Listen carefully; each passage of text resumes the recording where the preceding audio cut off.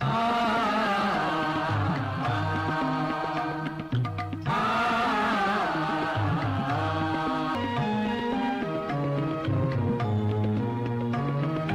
story of the first glorious epoch begins in 326 BCE. King Alexander had his eyes set upon Bharat, now known as India, the oldest and the biggest civilization at that time. Bharat ranged from the Himalayas in the north to Sri Lanka in the south, and from Afghanistan in the west to Burma in the east. King Alexander, with his vast army, crossed the Hindu Kush mountain range and conquered Takshashila, and was also able to defeat the valiant King Purushottam of Panchanad. After establishing his generals to control the conquered territory, Alexander began his return journey through the Sindhu River.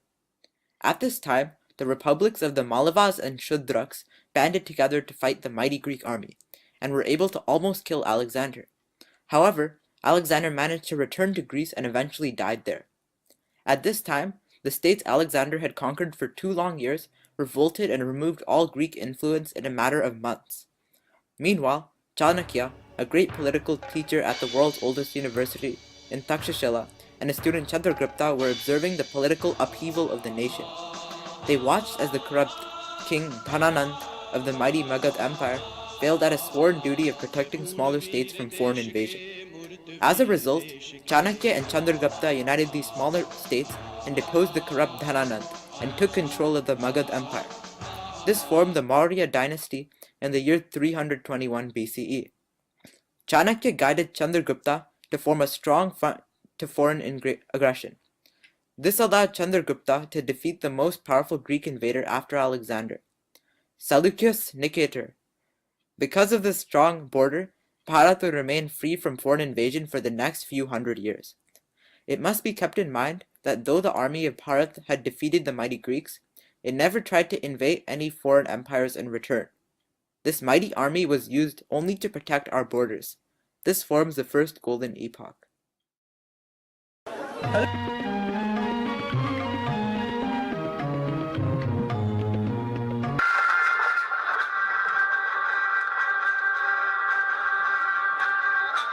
In 327 BC, Alexander started invading Bharat to annex the entire country.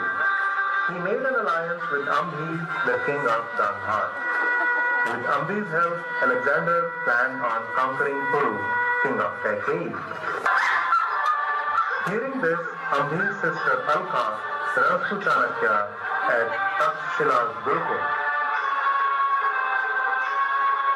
Acharya, Ambhi has turned into a traitor and joined hands with Alexander to defeat Kuru. You must stop him.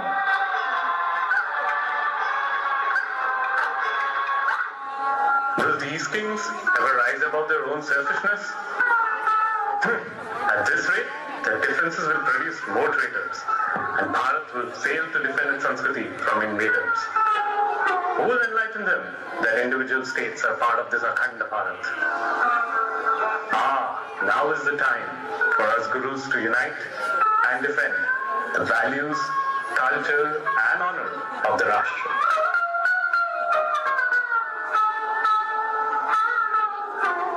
After a few more battles, Alexander returned to Greece. His commanders, Philippus and Seleucus, continued to wage war in Bharat.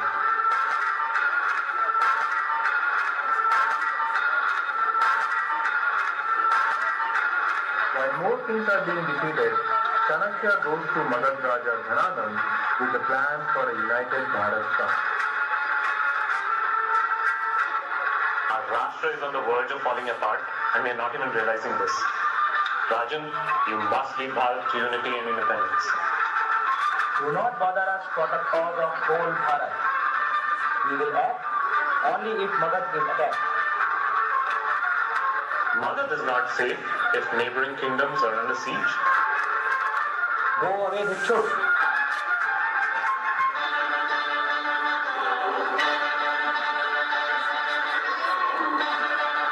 Uddishta Chanak, where kings cannot rise, it is the duty of Gurus to lead the way and unite the nation. Go Chanakya, awaken Bharat.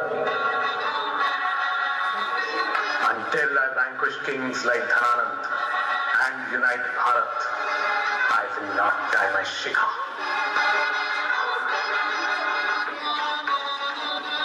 Ambhir's wife Kalyani invites Chanakya to find the reason for her existence. Pranam Gurudev, I am very sad that I cannot do anything to help my Matrubhumi and my people. Show me the way to my freedom. Is your freedom the final answer? No. It's tied to the freedom of society. And Matra Shakti has the power to change it. Arise, Kalyani. Our Rashtra's future lies in your womb. Dhanyavad Gurudev. Please accept my ornaments for our cause. No, Kalyani. These are yours. And I cannot take them. This Rashtra belongs to me as well, and this is my responsibility. When kings fail, Gurukuls, which are centers of spiritual power, lead the way to a united Bharat. Meanwhile, Chandragupta, disciple of Chanakya and future king of Bharat, is plagued with questions. Gurudev, how will we unite? How will Bharat rise? We are the reason of our failures. We will not be safe if we divide ourselves based on dharma, caste, and social status. Chandragupta, we will all have to leave our egos behind and unite Bharat.